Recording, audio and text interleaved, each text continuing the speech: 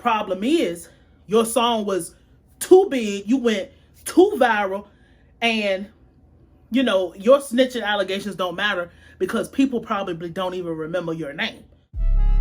In a world of glitz and glam, flashing lights and screaming fans, most people are unaware of the war that rages behind the scenes. And that war includes your favorite artist and your favorite songs.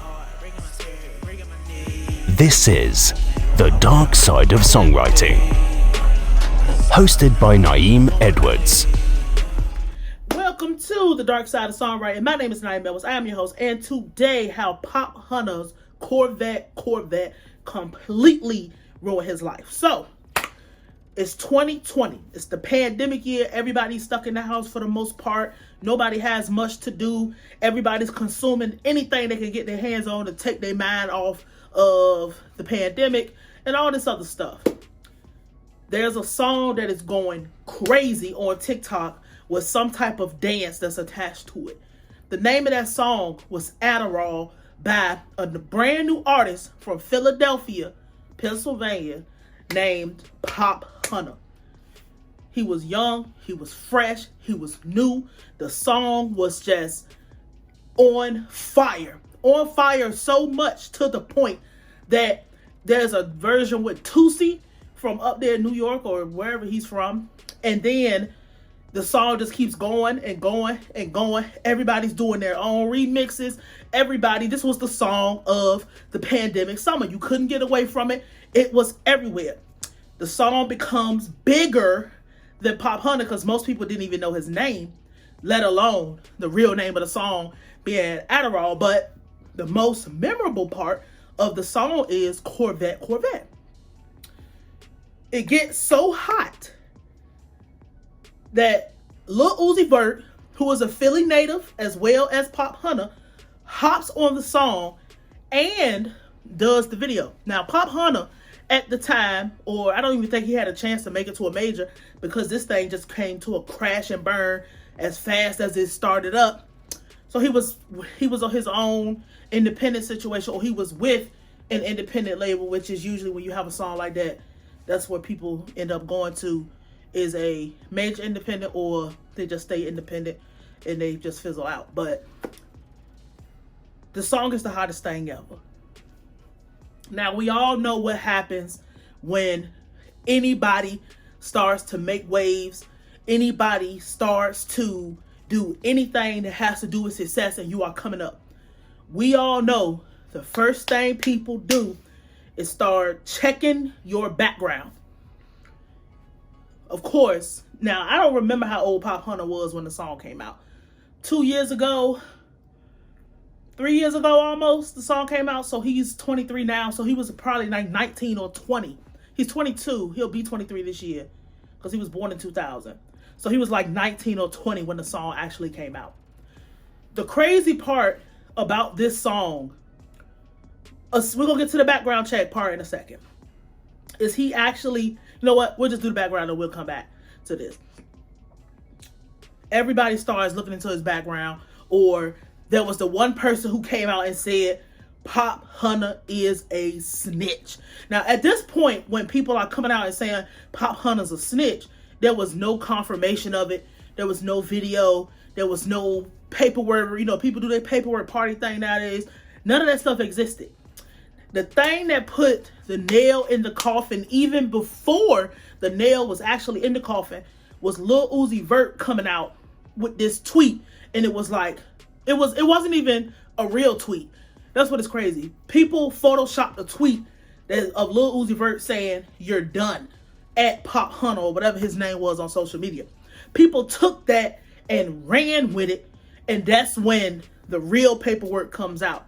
So you already got this major song. You couldn't get away from it. It's the biggest song of the summer. It's fun. It's bubbly. It's new. We all stuck in the house. Here come people digging in your background. This is the dark side of songwriting. There is no way that Pop Hunter even thought to himself that this wasn't going to come out and be revealed to the open. The thing about it is, In this industry, if you do this genre of music, nobody cares about Taylor Swift getting on the stand and testifying. Nobody even cared about Megan Thee Stallion going and testifying or showing up to court. Nobody cares. If you are a man that does rap music, you are expected to be, you are held to the highest standard. It don't have to make sense. And you are going to be held with the highest of integral standards as well. The thing is, with Pop Hunter, he made it worse by denying it. So remember, he denied it and said, I didn't snitch. But then it comes out, you was 14 years old, you witnessed the murder, your mother took you down there, and it was the murder of your best friend, and your mother took you down there, and you sang like Aretha Franklin.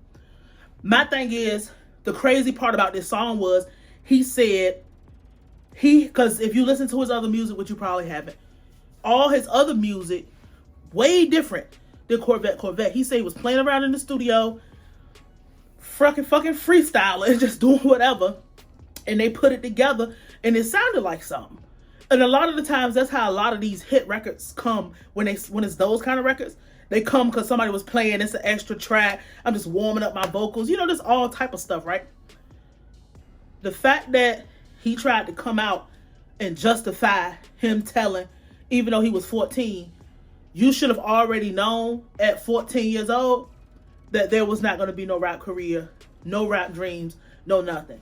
Nobody cares about a civilian going to tell. There's a stigma that comes with being a rapper. There's a stigma that comes with hip hop.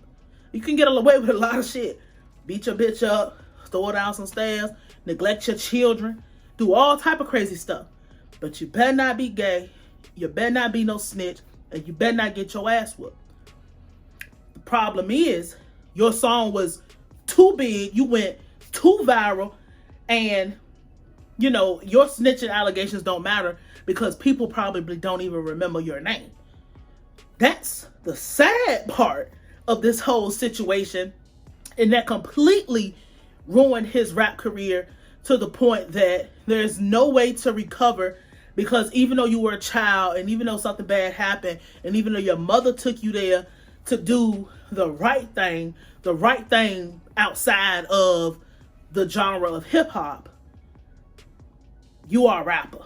It don't matter. And then, you know, you listen to the lyrics of this song, you talking about dope, you talking about shooting niggas, pulling up, all type of shit, when we know and we have the proof that you are not like that. So that is how this song, if this song never would have blew up, and he never would have got as, well, can you call it fame? But if he never would have blew up, and the song never would have blew up, and people, because that's, again, the first thing people do is run your rap sheet. What have you done? Have you ever been involved in any acts that we don't approve of? What have you done? If he never would have blew up, this never would have happened, and he probably could have been relatively relegated to Philly and been a local superstar, but it got too big for him, and it mushroom cloud on him. It was a mushroom cloud that blew up and became too big for him, and that was it. It's like a supernova. That whole burned as bright as it can burn, then zoop, gone. So, thank y'all for tuning in.